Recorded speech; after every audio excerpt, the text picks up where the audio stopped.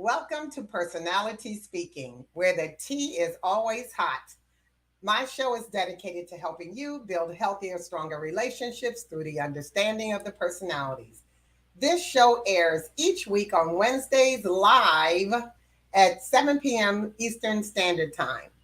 In case you don't know me, my name is Karen Ward. I'm an advanced certified personality trainer and speaker.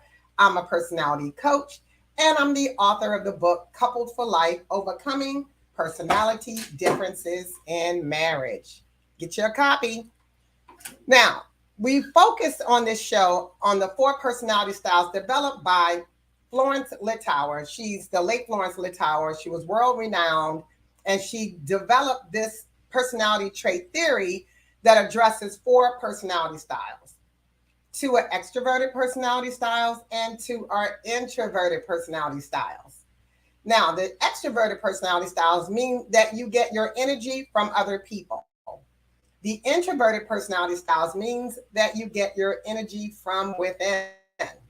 So let's talk about the two extroverts. First, you have the perfect the popular sanguine and the powerful choleric. Then the introverted personality styles are the perfect melancholy and the peaceful phlegmatic. To learn more about the personality styles, you can go to my website, Beyond2, BeyondTwollC.com. That is the website that you can get more information. You can also purchase a personality assessment if you really want to know your own personality style. So let's get started. What we're going to do tonight is we're going to explore the melancholy mind, insights into the melancholy personality. Now, the melancholy, as I said earlier, the perfect melancholy is an introvert. They get their energy from within. Now, I created a little slideshow so that we can get into a deep dive of this particular personality style. All right, let's get going. The perfect melancholy we call perfect because they strive for perfection. Let's go here. All right. Their basic desire is not to have control. I'm sorry, my little thing got put in the wrong place. But their basic desire for a melancholy is to have perfection. They strive for perfection in all that they do. And I thought I changed this slide, and I apologize. And they control people by their moods. They're very, very moody. The melancholy also have emotional needs.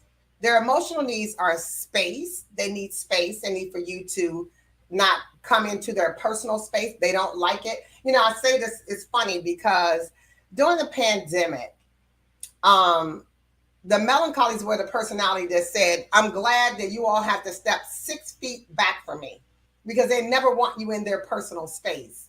So they need space. They need silence. They need for you not to talk to them all day, or, you know, to communicate, or to go to like large events. They need silence. They need to regroup with silence. They also need sensitivity. They need you to be sensitive to whatever they're going through, because the melancholy personality tends to go through some things because they tend to hold on to things. And they need support. They need to know that you have their back and that you're going to support them in whatever they're going through. All right, let's talk about some of the clues that you can look when you see a melancholy. When you see a melancholy personality, I think I'm going to have to, I really believe that something happened with my slides. I'm not really sure. But anyway, when you see a melancholy personality, they are very formal. They are introverted. They are neat. They are creative. They're a personality style that only speaks when necessary. They're very purpose driven. So they do stuff that makes a difference in the world, or makes a difference on their job or in their families. They don't just do things just to be doing things. Unlike the sanguine we talked about a couple of weeks ago, I think it was last week, we talked about the sanguine. The sanguine personality will just do anything just for fun. A melancholy tends to have to have a reason for doing everything that they do. They don't believe in expelling energy when it's not necessary. Typically, they're soft spoken, um, and they're the kind of personality style that really thinks about what they're saying before they speak. Even good or bad, if they're saying something, they're thinking it through. They want to make sure they understand how what they're going to say is going to impact you. And the bad part is if they really want to impact you by saying something, they've thought it through. And they tend to be standoffish. They tend to not let people get too close to them. They tend to not make friends really quickly, and so they can come off as standoffish. All right, so let's talk about the perfect melancholy as a parent, at work, and as a friend. As a parent, the perfect melancholy is very compassionate. They are truly the mama bears and papa bears of the personalities. They are very protective of their children. Um, they, will do whatever they have to do to make sure their children and their family members are safe. But they're not just protected of their family, but of their family members, their friends. Like when I say they have your back, they really have your back, right? They also tend to stress education. Their personality style that believes that you should do the best you can do because you can afford, once you do that, you can afford the best opportunities for you and your family. You can leave a legacy for your family. So they really stress education. Typically, they are highly educated, even if they don't have a degree or degrees, because a lot of them have multiple degrees. Is typically if they don't have a degree, it's for some life reason that they don't have a degree. But if they don't have a degree, they will read a lot and they'll learn a lot and they study a lot and they like information, and they like sharing information. They like having the knowledge to share with you. So what's interesting, my dad was a perfect melancholy. And my father didn't graduate high school, but he was one of the most intelligent people I had ever met. He was a person that read all the time. Like we would find books everywhere. They would be under the bed, they would be in his car, they would be in the bathroom. They were just always, I can always remember books, and he always had his face buried either in a book or a newspaper. That's typically where you would find a melancholy. Melancholy as a parent has also high expectations of their children. They have high expectations of themselves, but of other people as well. At work, the melancholy personality is schedule oriented. So they need to know where they're supposed to be, what they're supposed to do, when it's due. They need that information. They don't like to be blindsided. They need to know that what's happening is happening, and it requires them as a resource to address it. They are perfectionists on the job. Like I said before, as a parent, they have high expectations of themselves and others, of their children, but they also have high expectations of others. They're perfectionists, and sometimes that can get in the way because a melancholy can get into analysis paralysis. They analyze something so long that they get paralyzed and they can't release whatever it is they're doing. So they have to be really, really careful not to have analysis paralysis, or to really focus on being perfect. Because if you never deliver on a thing, then what difference does it make how perfect it was? Only you know that. And melancholies are the first people to see a problem. And what I mean by that in a job, and even in personal, if you are a melancholy and you read books, and you probably know exactly what I'm talking about. If you read books, typically mistakes in the books jump right out at you. Like you're not looking for them, but they're constantly jumping out at you. And so that's, you are also that person at work, at home, everywhere else, is that you see a problem when maybe other people don't even see that one's coming. You are a very forward thinking personality, and you see the potential of something happening before it even happens. You also like charts and lists and graphs. You like data. You like information. Typically, a melancholy will have a list for everything they're going to do. They have, a grocery list, and they have a laundry list, and they have a to-do list, and or list with an S. They have a honeydew list. They have all kinds of lists. They like stuff in a graphic format. They like spreadsheets and things of that nature. As a friend, they make friends cautiously. Everybody can't be in a melancholy circle, right? A melancholy needs to trust you and to know that you're a confidant. So they're very cautious about what they do. I mean, what friends they make. So, and typically they have a small group of friends. They don't have a lot of friends like the same one has a billion friends. They have a small group of friends, and they're loyal and they're trusted friends. And they don't usually let a lot of people in that circle. It takes a lot for them to do that. They also like to avoid causing any attention to themselves. They can easily stay in the background, and they don't really draw attention. Unlike the sanguine we talked about last week, we want to be the center of attention. We're loud, we're boisterous, and we want you to know that we're around. The melancholy is not that person. They really like being in the background. Then they also have a deep concern and compassion for other people. Melancholies care about what's happening in the world at large. They don't just they care about their family, they care about their close friends, but they also care about their community. They care about the world, they care about what's happening, and, at large, so not just specific to their own situation. And they tend to seek ideal mates and friends, right? A melancholy personality is striving for perfection in every area of their lives. So, seeking an ideal mate is another way they strive for perfection. All right, so let's talk a little bit about the strengths and weaknesses of the melancholy. On the left are your strengths, on the right are your weaknesses. The melancholy, as I said before, is very thoughtful. The melancholy never forgets birthdays, holidays, anniversaries, things of that nature. If somebody has a death, they won't forget to get a card for them.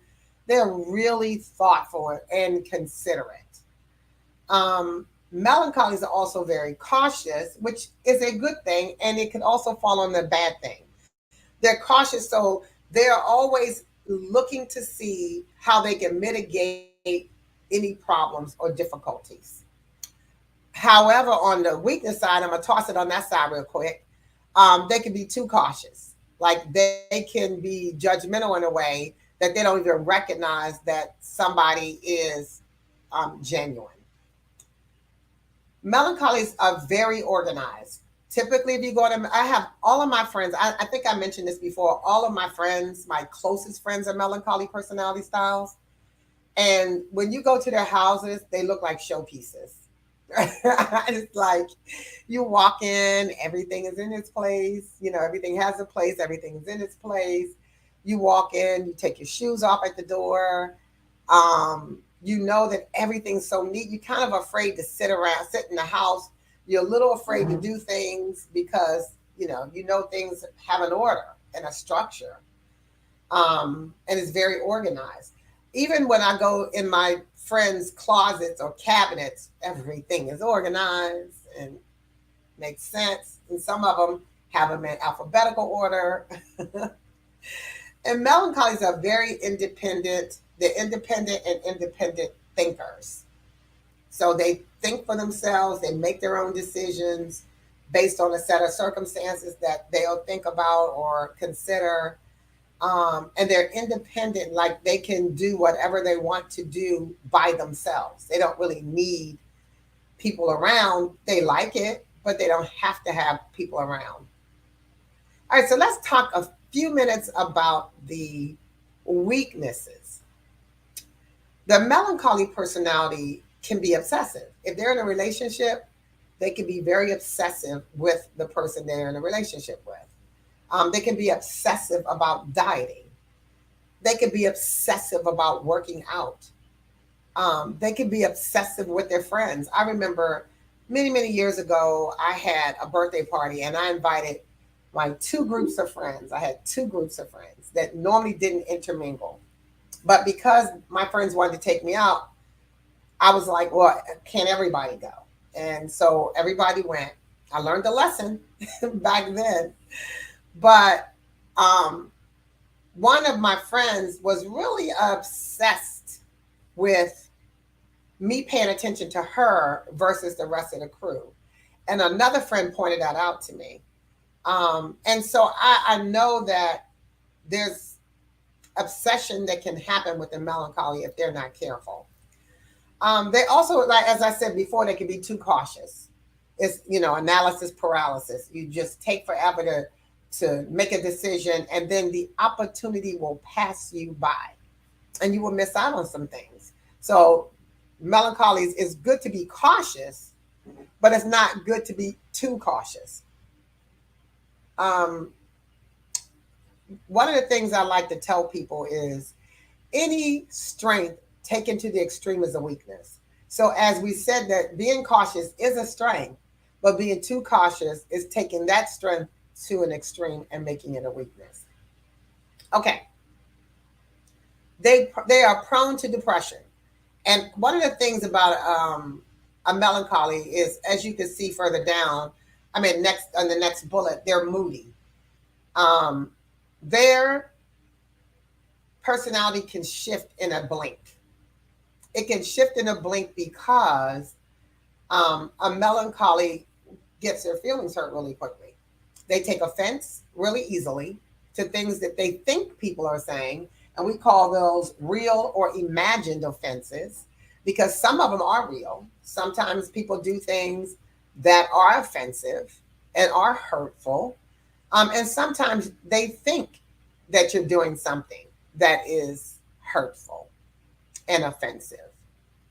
Um, I can tell you, being an extroverted, both of the extroverted personality styles, the popular sanguine and the powerful choleric, that I have a strong personality. And I, if not careful, if not thinking about what I'm doing or what I'm saying to people, I tend to hurt people's feelings. And I don't mean to do that. It is, I always say, charge it to my mind and not to my heart because it is not intentional. And I would prefer to people to tell me that I hurt their feelings, so I can apologize because I never intend to do that. Anyway, but their melancholies tend to get their feelings hurt very easily. And once their feelings are hurt, they shift their moods. So they can go from happy to sad to angry to whatever, in the blink of an eye. The melancholy can be difficult to please. They, because they have high expectations, because they are a perfectionist, no matter what you do, you may not ever please a melancholy. So that is something that you have to know about a melancholy personality, is because they are difficult to please, but understanding why they're the way they are can help you to address some of their needs. Melancholies have martyr syndrome. They tend to fall on a knife for a cause, a situation, a problem, a concern. If they get upset, they get wounded, um, they will stand up like a martyr and, want people to feel sorry for their situation. They tend to tell everybody what's going on. Well, the people close to them. If they've been wounded, they'll tell all the people around them to build support because they have a martyr syndrome. And melancholies tend to be pessimistic. Melancholies and phlegmatics see the glass as half empty. They see the worst before they see the best. So any situation that is presented, let's say you were given a project to do, you will first start to say, well, what if this happens? What if that happens? Well, that's going to cost us money, or that. It'll be all the pessimistic, negative things that are being said before you say, oh, but you know what? Now that we've talked that through, I can see how that can really work. That is a melancholy personality. When I was renovating my bathroom, and I told you all of my friends are melancholies, and all of my girlfriends are the melancholies. And so I was um, renovating my bathroom, and I asked my melancholy friend. I said, I had this red um, sink. It was a marble sink and had a really unique spout on the faucet that kind of poured the water out like a waterfall. I mean, it sat like it was a beautiful bowl, like it was gorgeous. And I was in love. So, why did I ask my melancholy friends the question? I said to them, what do you think of this? You know, at least one of them. What do you think of this? Well, I asked multiple. And some said, oh, don't you have grandkids? Is that practical? What if they drop something in it? Would it break? Is it easily scratched? Does it go with the decor in your house? Is it big enough? Is it tall enough? Is it? By the time they figured, they started giving me all the pessimistic views of this particular sink. I said, that's okay. I ended up buying something that was more practical, although I wanted something that was very artistic. But what can you do? And they had some good points, but still, they always look at it negatively before positively.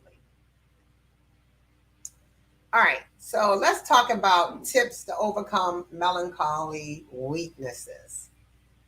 So, melancholies, as I said before, they're perfectionists, and they tend to set unrealistic goals for their lives and for other people. So, even if, let's say, the melancholy is at work and they are in a leadership role, sometimes the expectation of the employee is over the top, and they don't even see it that way, right? They just see it as it makes sense. And oh, I guess I should have said this too.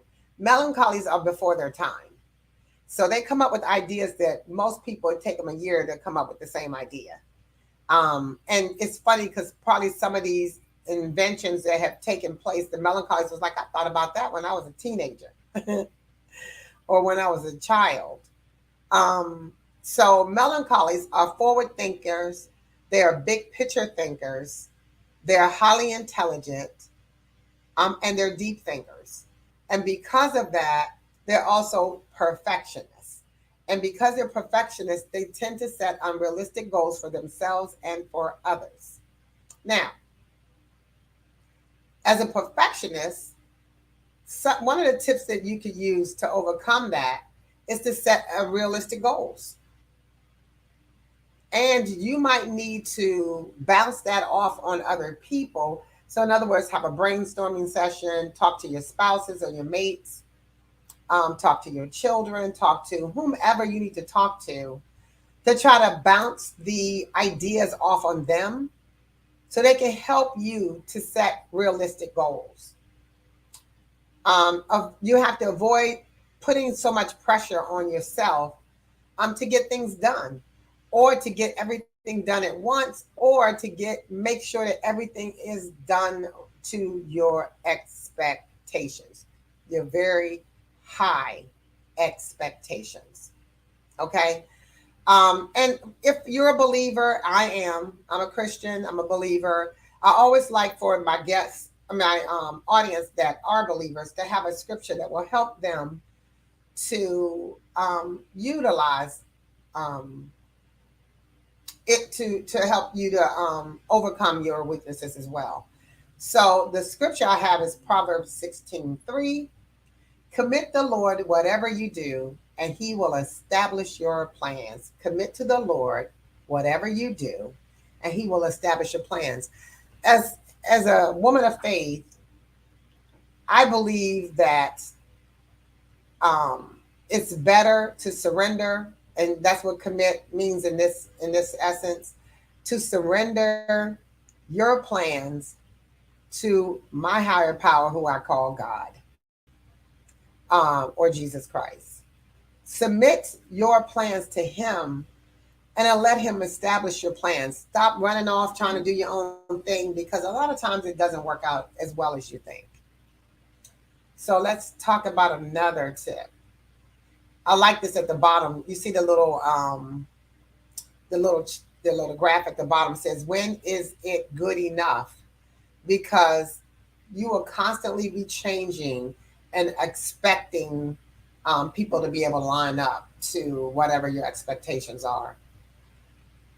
All right, let's talk about tips to overcoming melancholy weaknesses. Number two, you need to challenge your negative thoughts. Challenge your negative thoughts. That is not always easy, but if you find that you are thinking about or pondering negative thoughts, try to challenge them with a more balanced and realistic perspective. I always say that the worst thing that can happen to you in most cases is in your head. It's in your head. Because the worst usually does not happen. It does happen, but typically it does not. And so whatever you build in your head, whatever you decide in your head is that worst situation, worst case scenario, that thing will, in your mind, be the thing you're thinking about. So that's the negative thoughts. And then you have to ask yourself, is there any evidence to support that thought? Or are you just assuming the worst? Remember, most of it's in your head. We go out, we think, okay, be careful. I say to my husband every day when he goes to work, I said, be careful out there, or be safe out there. Over him, right? For him to be safe. But I know that there are people who worry when their family members leave the house or go somewhere or does something. They're worrying about that. And they're worrying about it because they built in their head all the things that could potentially happen when they leave. I also remember when my daughter went off to school, I had some fear. I was thinking, have I taught her everything she needs to know? Is she completely prepared to do everything? I don't know. I was scared. And so melancholies tend to have negative thoughts and therefore will be afraid of almost anything that comes up. So in Philippians 4:8, it says, finally, brothers and sisters, whatever is true, whatever is noble, whatever is right, whatever is pure, whatever is lovely, whatever is admirable, if anything is excellent or praiseworthy, think about such things. Think about those things. The good stuff, what's true, not what you made up in your head. What's honorable, what's noble. Think about what's right. What's the right thing, the moral thing? What's the pure thing to do? What's your pure intentions? Think about the things that are just beautiful and lovely and admirable. And anything that's worthy of praise. All right. Number 3, acknowledge your feelings. Remember, I said melancholies are moody personality styles, and they get offended very easily. And sometimes people do offend them purposely, sometimes inadvertently, sometimes not at all. They're not actually offending them, but the person took it that way. So whatever it is, acknowledge your feelings. Like I was hurt, I was wounded, because when you acknowledge it, especially if you do it with the person, if you're able to do that with the person, when you do it with a person and acknowledge your feelings, um, then you validate them to yourself. You're able to say, okay, if I acknowledge them, I won't hold on to them forever. So this allows you to acknowledge and experience whatever emotions you're feeling, especially or including sad, sad or hurt ones. Because when you try to suppress how you feel or deny your feelings, it makes the issue bigger or stronger. And I like one of the things I tell in some of my training classes, I talk about this, is that feelings are unreliable. And I say they're unreliable. They're, for me, my friend, my doctor friend, and I used to talk about this. She said, feelings are an indicator. And I agree with that. Feelings are an indicator. But they're also unreliable because how I feel today, more than likely I won't feel tomorrow, the next day, 10 weeks from now, my feelings will change. And so you have to also embrace the fact that it's okay to feel sad or to have times when you're just feeling down. It's okay. Just acknowledge it, but don't stay there. Don't ponder, don't stay in that deep place where you feel wounded or hurt or broken. You lie there, that leads to depression. And a melancholy personality already struggles with falling into depressive states. And I'm not talking about clinical depression, I'm talking about situational depression, things that occur that makes you feel sad and hurt and wounded. All right. So for my believers, the scripture I chose for you is First Peter 5:7. Cast all your anxiety on him because he cares for you. God cares for you. So if you feel anxious, if you feel sad, if you feel disappointed, if you feel wounded, then cast your cares on them. All right. One of my viewers is asking, can you repeat the scripture you spoke about in Proverbs? Let's see which one I did that. I'll go back. Yes. Proverbs 16:3 states, commit to the Lord whatever you do, and he will establish your plans. Thank you, Brandy, for asking.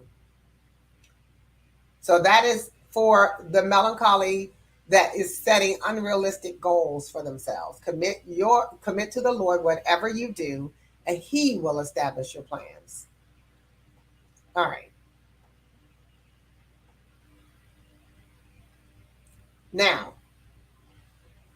I wanted to throw in here a little bit about the careers that most melancholies choose, that falls in kind of the space of a melancholy. And I'll tell you a little bit about those. So melancholies tend to be accountants because they like numbers, and they like information, they like data, and it's funny because I have a friend who's a melancholy. She's not an accountant. She's actually business professional. She's an HR professional. The next bullet. But anyway, um, we would, her and I worked in we had a governance meeting, and governance meetings were designed for us to extract data from our databases to determine why the customers were either happy or unhappy with the level of service we provided.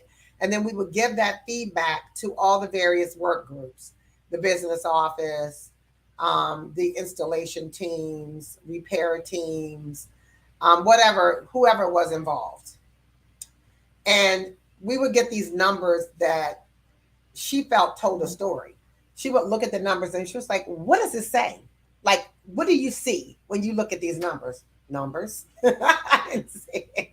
And she used to ask me that all the time. I was like, I see numbers. What do you see? And I really started saying that. Well, what do you see?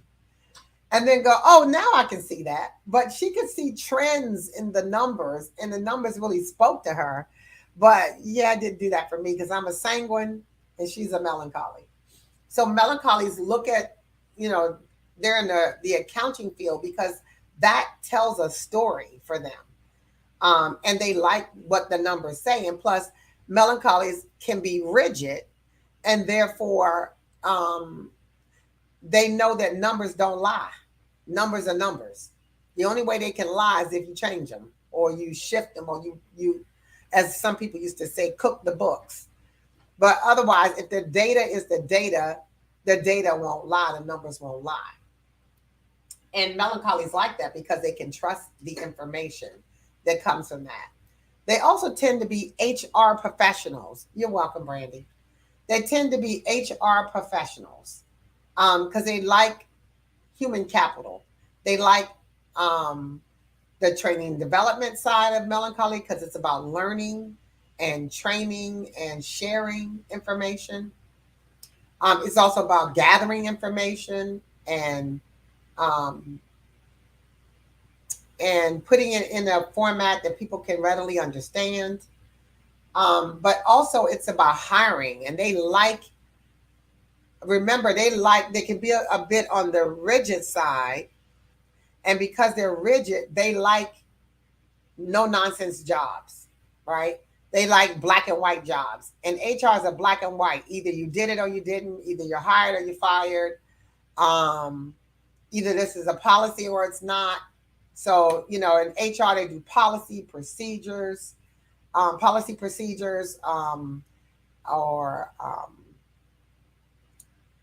trying to think of the name of the operating procedures. They do operating procedures, things like that. And so those are things that usually are black and white, and they enjoy that.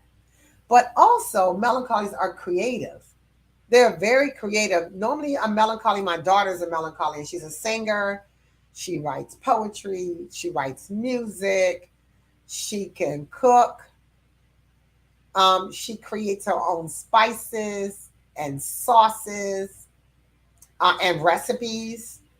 Um, I have another, you know, I know other people in that are creative, and they are musicians, composers, choreographers, writers, authors, anything that falls in that creative span.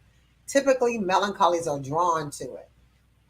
Artists, you know, all kinds of artists. And so that's some of the creative aspects of the melancholies because melancholies can be very creative. Also, melancholies can be politicians because remember, they care about the world at large. And because they care about people and they care about what's happening not only in their own communities, but in their state, in the United States, but outside of the United States, in the world, they tend to be politicians because they want to affect change. One of the politicians that I know of is Barack Obama. He's a melancholy personality style, highly intelligent, deep thinker, compassionate. Um, he is a great orator. He speaks extremely well, eloquently. That also speaks to his intelligence. So he's also that. The Let me see if I can change this a little bit. Yeah, okay. I wanted to make sure I could see that. Um, Melancholies are also lawyers because they love information. And what are law books? Nothing but information. My son-in-law is a lawyer, and he's highly intelligent. He's a deep thinker. He thinks about what's happening in a grander scale than most people do. Um, and he's a corporate lawyer. So he thinks, you know, he does contract law. So that's a lot of understanding legal jargon and writing legal jargon. So, and then they tend to be doctors, very specific, you know, they love to learn. So, what better profession to go into but to be a doctor? Because I think you go to school about 8 years. And so they tend to be doctors because, again, they care about people. They're, scientists. They tend to be scientists. There was something else that came to me that melancholies tend to be. But those are kind of the professions that melancholy personality tend to gravitate towards. Now, are those the only professions? No. There are definitely many more, and melancholies, depending on your secondary, you might want to do something even more different than that. All right. So, some people ask me, do I have all the personality traits of whatever that personality is? So, let me say that typically you have a primary and a secondary personality style. And each personality style has strengths, and each personality style have weaknesses. Do you have all the strengths and weaknesses of a personality? Absolutely not. Most people do not have all of the traits of a personality. So it's interesting when I teach these.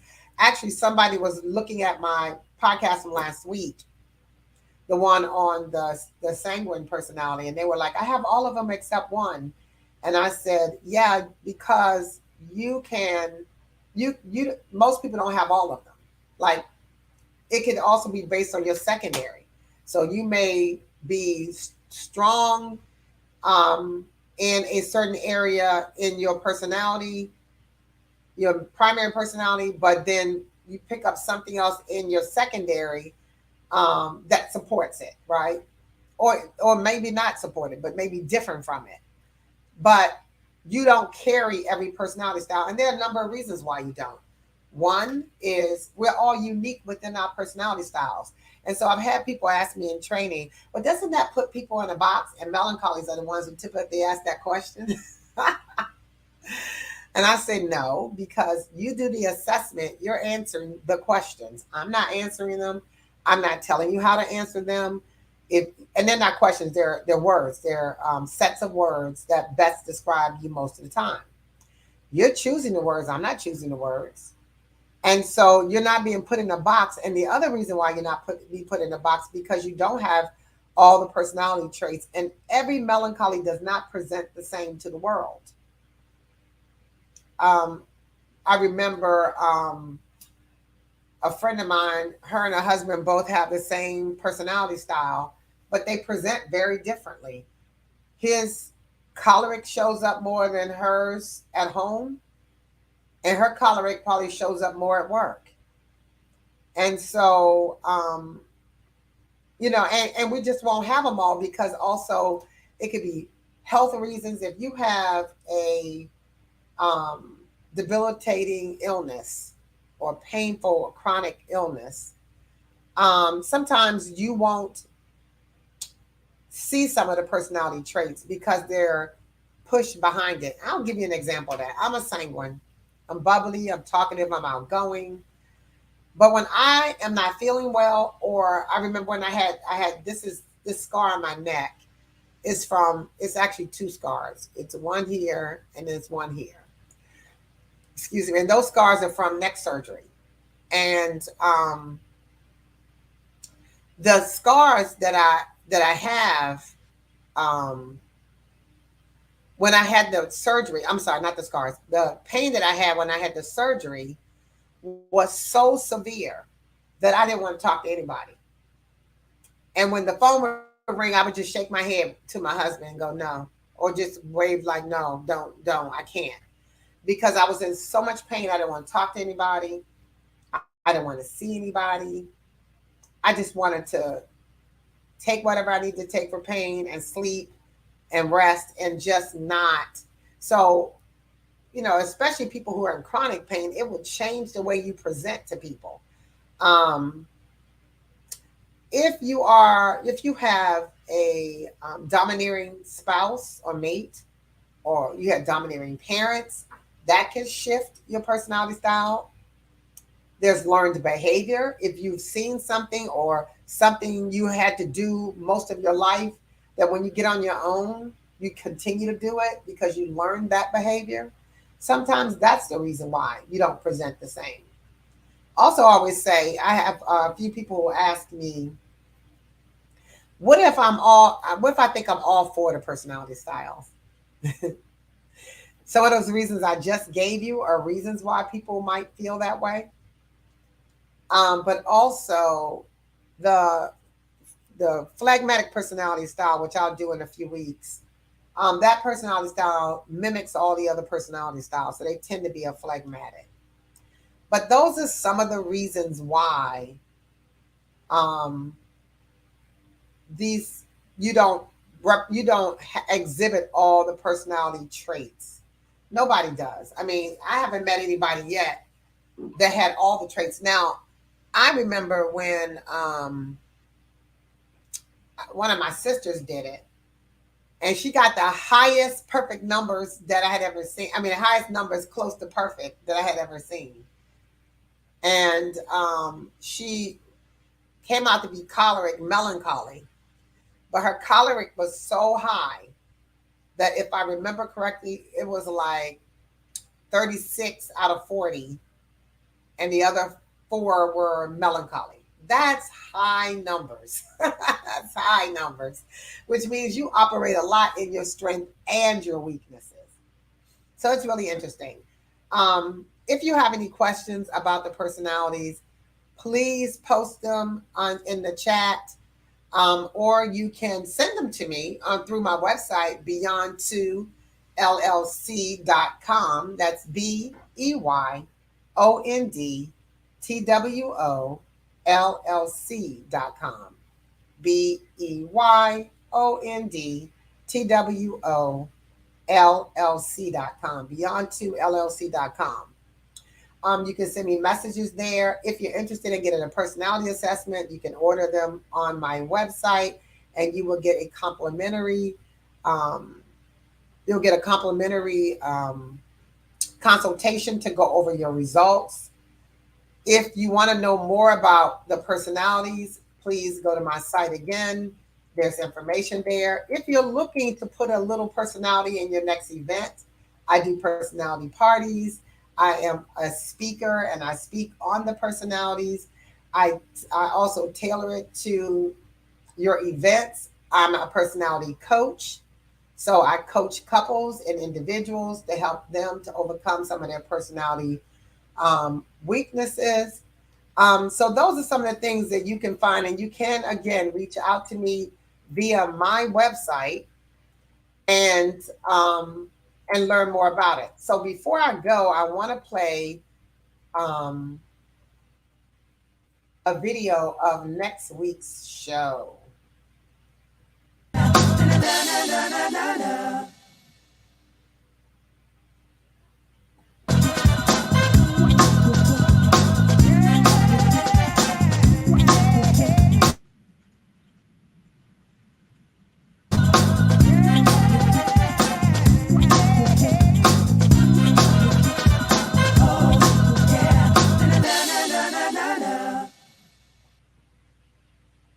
So we're going to be talking about the powerful choleric next week. We're going to decode the choleric personality style. We're going to help you to unleash the power within. The powerful choleric is what I consider one of the most misunderstood personality styles. So if you are, or if you have someone that you live with, or somebody that you work with, or do ministry with, or whatever, and they are a born leader type of personality. They could be bossy and controlling. They always telling you what to do. To understand that personality style a little bit better, join me next Wednesday night when the show airs again at 7 p.m. live Eastern Standard Time, where this show is helping you build healthier, stronger relationships through the understanding of the personalities. I'm so happy that you were able to join me tonight. I hope you learned about the melancholy personality for the people that you love or work with, or do life with. I hope you learned a little bit about them so that you can understand their personality style and not change them, but change your approach to them, because you can't change anybody else. You can only change you. Thank you for joining me on Personality Speaking, where the tea is always hot. I'll see you next week at 7 p.m. Eastern Standard Time. Good night, everybody.